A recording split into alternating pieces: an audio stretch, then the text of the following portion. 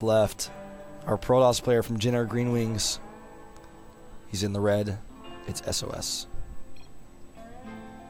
It's been a long time. The top or bottom right in blue.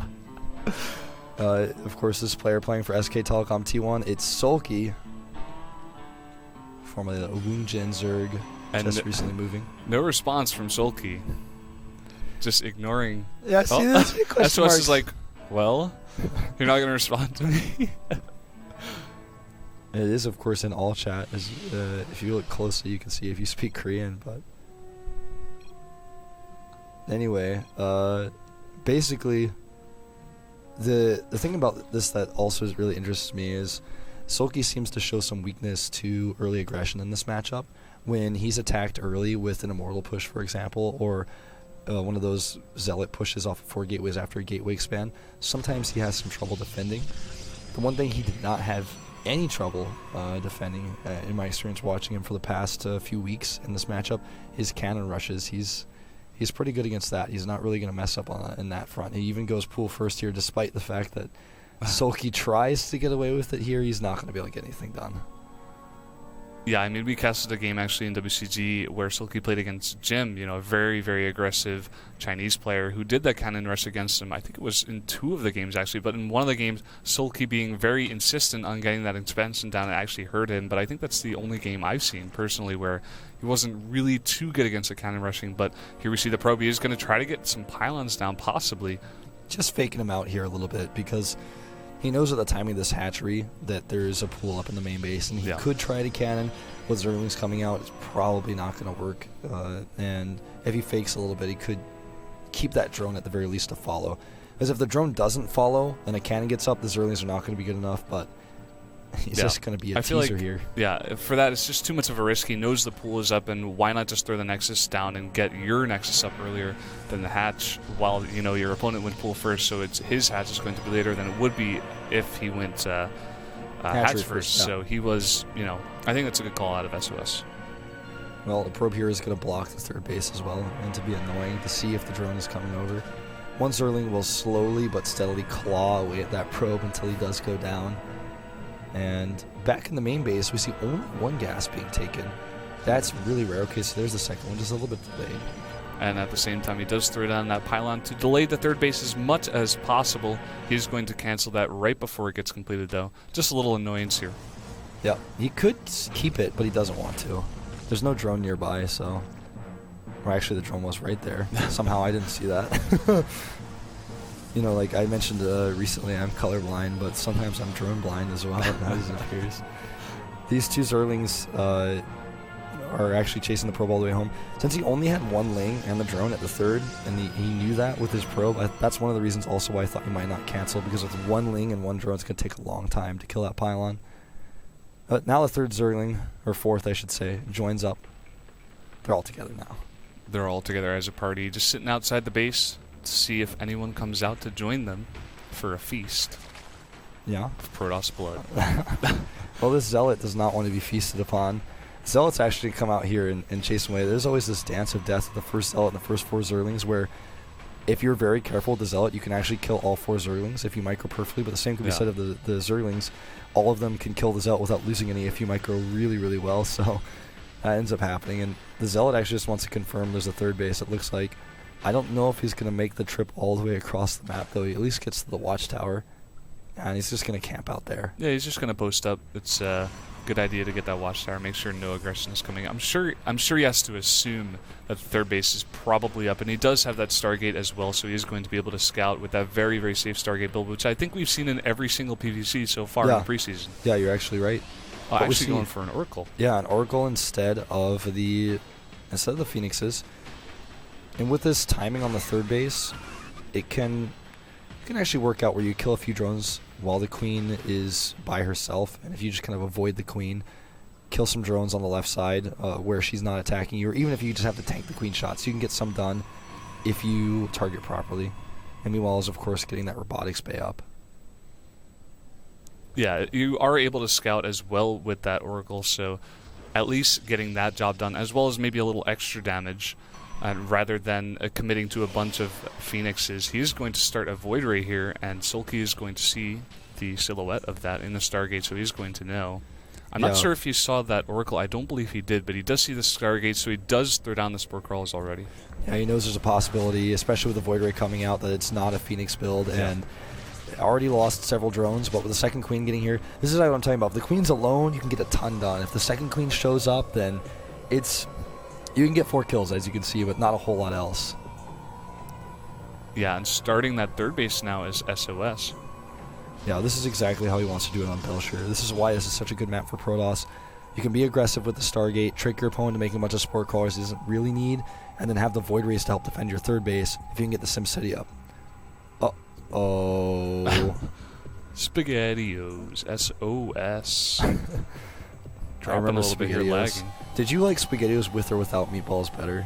Really like it, but in Korea, when I see a red soup, I'm like, all the red soups here are so delicious. I love all the red soups here. I love all the red soups too, man, especially Bude Chige, but oh yeah, this Stalker is caught, and not going to be able to save that. These things they don't even have speed, but they're able to come in here, probably going to be able to focus down the cannon before he finishes. Does get cancelled. The Void Ray coming over here in time to defend it. Yeah, it's really annoying, but nothing more than annoying right now for SOS. He still gets that third base up. And with the Hydralisk then finishing at this time and speed being started this late, it looks like Soulkey really wants to perhaps try to assault this base, actually try to do some damage there rather than taking a fourth base and taking up to Hive.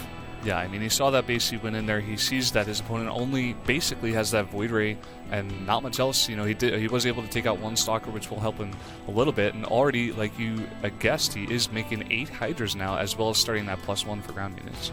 Yeah, this is going to be a very difficult push to hold for SOS if he doesn't get an idea this is coming. He's going to need possibly more cannons, and he just needs to make sure he has enough sentries to force field things off. And that first Colossus coming out at this timing is so critical. He didn't make a lot of Void Rays because he knew that just one Void Ray is going to be enough for now, and getting the Colossus tech out faster is much more important. The Void Ray will help him out in defense, and it's really great against Zerglings, but that was unfortunate. And the Void Ray taking a bunch of damage here. Yeah, he's got to be really careful with his Stargate units. He uses already the Oracle. Okay, so the fourth base in the Devastation Pit going down, I think Soulkey's base is saying, you've already seen what I'm up to, and I'm still going to poke a little bit, but I'm not committing to this. Yeah, he was able to take out the Oracle and do some damage to that Void Ray, so at least getting something done with those units that he did make.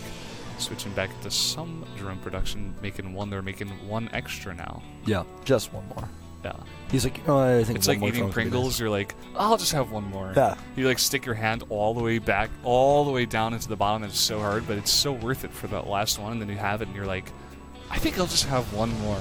But then that goes on for like 10, and then you finish it, and you're like, oh, now I just feel terrible about myself. When you eat Pringles with a friend, if you're the one who has the Pringle can first, your friend's not getting very many Pringles because yes, usually that's 100% true. I never thought about that, but that is definitely true.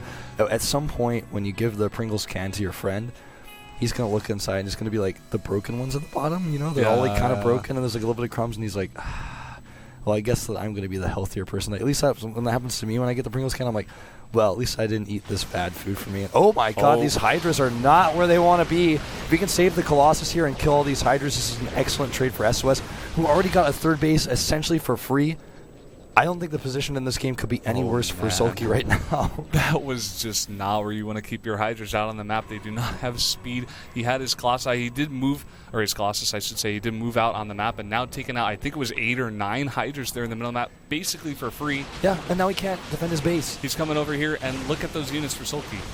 He's got basically nothing. With good force fields here, he can actually cut them apart. If he doesn't kill the hatchery, he can still pick off so many of these units. The Hydras come off creep again.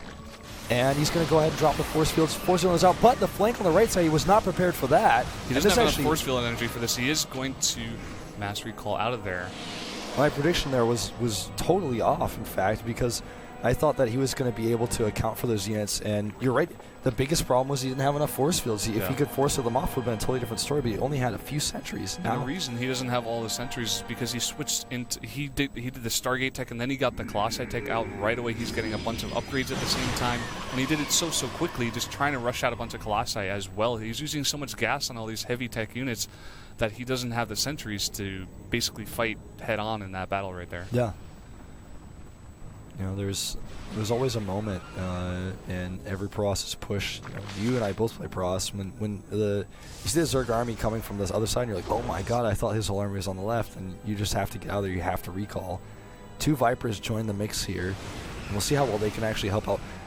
With 4 Colossi and only 2 Vipers, I don't think he really wants to commit to this. This could be a disaster. I'd rather see him just wait and get that Spire Tech out. These Zealots actually come from behind, but Roaches love to fight Zealots. Yeah, not really going to do much damage there. I think I see 1 or 2 maybe dead Roaches there for trading basically 8 Zealots.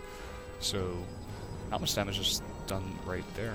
It's more of a, I suppose, a play to keep Soulkey's attention away from this. He gets 1 grab on the Colossus, he goes down instantly. In fact, was that another one? Wow. And Soulkey actually has a pretty sizable army, but SOS with a bunch of heavy tech units. He has the Templar as well as 2 or 3 extra Colossi. As well as that 1 Void Ray. Zealots over here, on the other hand, trying to take out this hatchery. He stops targeting for some reason. And, you know, before I don't think he would have killed the hatchery, but he could have put it maybe down to critical damage. This hatchery is taking damage from the Vipers as well.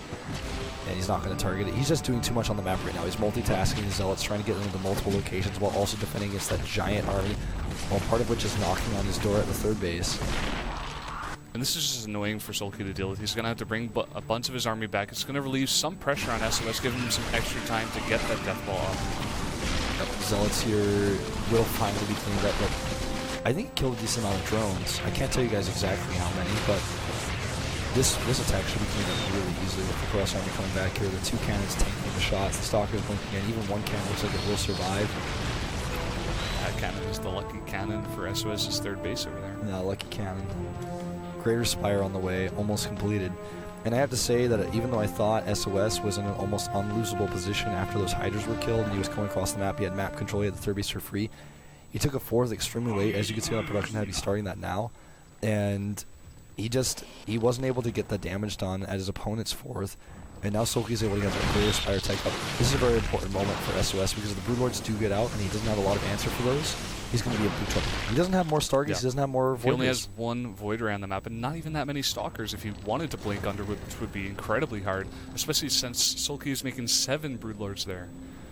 With a Fleet Beacon coming down in the 2nd Stargate, we can expect to see some Tempest here, and probably we will see a little bit more Void Rays once more Corruptors start coming into the mix. But as it is right now, he's basically saying, okay, I'm going to have to secure this 4th base, and this is going to go to that late game, the late game that you and I are both hoping to see.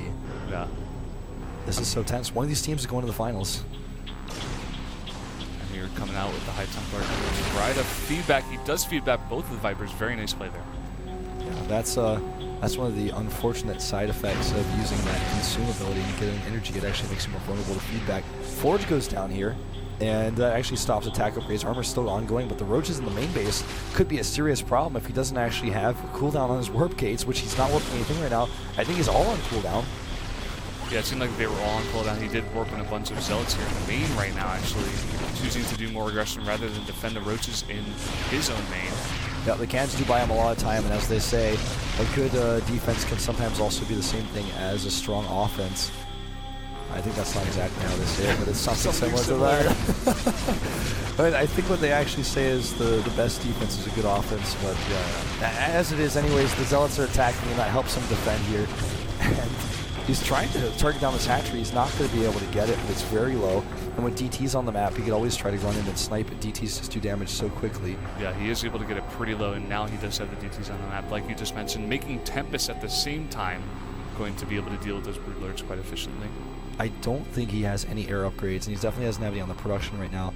This is something he's really going to want to consider making, because it makes his Tempest so much stronger, and also his Void Rays later on, because if this game becomes about the anti-air, about the Corruptors, he is going to want the Void Rays out. They're also going to be relatively useful against the Ultras that we now see, and this is something that SOS is clearly not scouted. He doesn't know the Ultras transition is underway, because if he had, he would have more Immortals in production. He would have a 2nd Bay on the way. Now he starts more Void Rays, but it might be too late. The Ultras are already popping out. Yeah, he's trying to pop those Void Rays out. He did restart his +3 attack upgrade at the same time. The Ultra's going to pop out right after that. His plating, getting the extra armor, and SOS going a little bit aggressive here, just poking.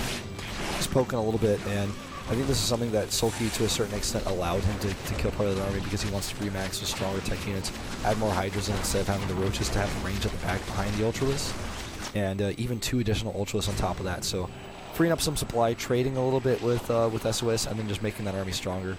Continuing to get his Viper energy up, and this time it's not going to be necessarily about the Abducts, but about the Blinding Cloud putting down on top of those units.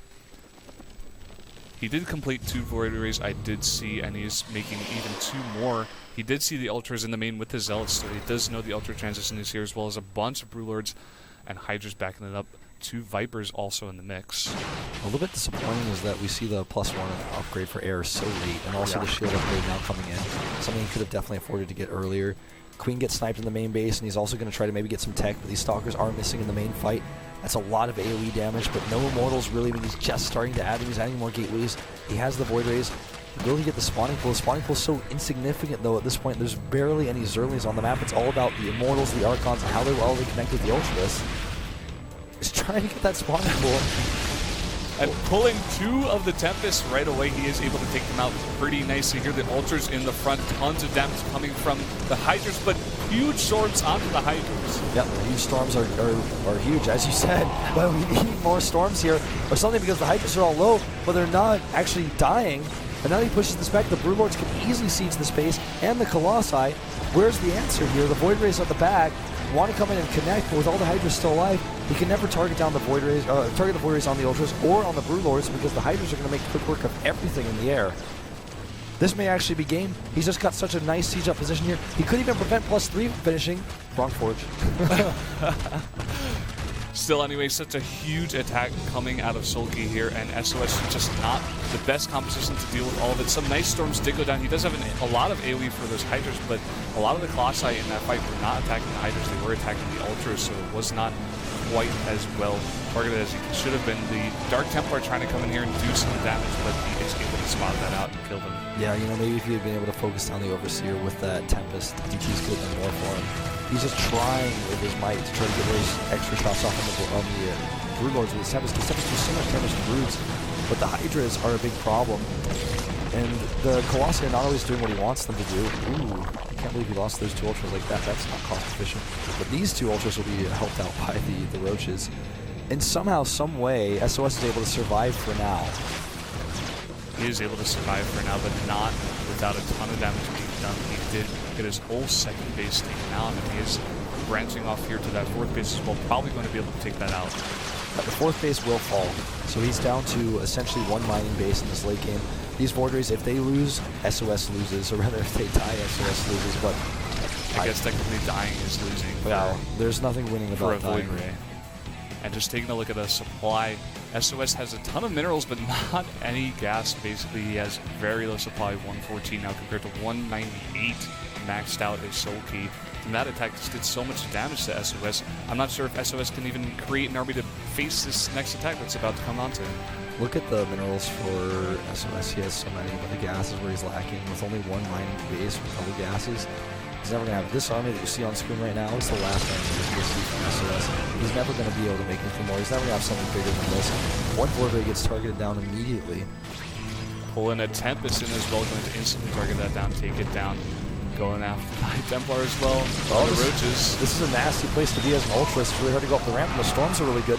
The Zerg army is so strong, but the Storms, a ton of AoE being done, and he actually pushes this army back. It's so difficult to engage up a choke point like this as a Zerg player, but still the economy is better for him. He can remake his army, something that SOS still cannot afford to do.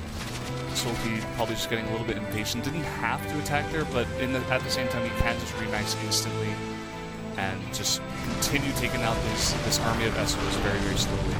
1 Void Ray blown up after another, and it looks like he's actually going to be able to eliminate some of these Broodlords, which is expensive.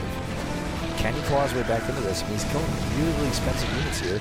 And Soulkey, yes, he does have money, but he's not Bill Gates right now. He's used a lot of his minerals, and his gas is not where he can make, 7 Broodlords at once.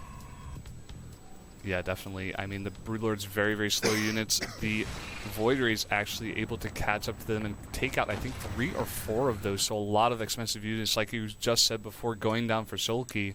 Soulkey now not instantly remaxing, but slowly building back his army. He definitely can do that a lot faster than SOS can at this point, but SOS slowly clawing his way back into this game, getting his bases up at the same point. But we're going to have to see if he stops his next attack. The waves just keep coming out of Soulkey. Yeah, and he's built up actually quite a large Zealot army, and if he can get some good storms down with it, it can work out for him. It could potentially actually seal the deal for him here because there's not a whole lot of Ultras left. Because Soulkey can't afford that many Ultras anymore. He's trying to sneak them out one by one with every last, group of minerals that he gets. With good storms on this army and good feedbacks, maybe, just maybe, here the storms are excellent, perfect storms, dare I say it, on the Hydros here, and the Zealots actually charge in. Everything is so low on hit points. Can SOS actually make this work? Soulkey is dropping its supply like crazy right now. The chase is on. And Soulkey's just on the run there. There were perfect storms after the Hydras very, very low, and with the Tartlets chasing after the units, and you cannot kite them with Hydras off creep. They are too slow. Now on creep, he's going to turn back. He does have some investors in the force. Yep. Hydra's just doing so much damage now. There's nothing. Well, there's a few more storms. One more storm goes through. This fight is so hard to call because the thing is, if you look at Soulkey's army and how big it is in numbers, like an army supply, it's much bigger, but the tech and the actual cost of the army and the AoE, the effectiveness of SOS's army is just so strong here. And this is the Protoss death ball. This is the power of Protoss in the late game, and he actually will probably win this game through it. There's just way too many expensive units left here for SOS. A crazy comeback. GG.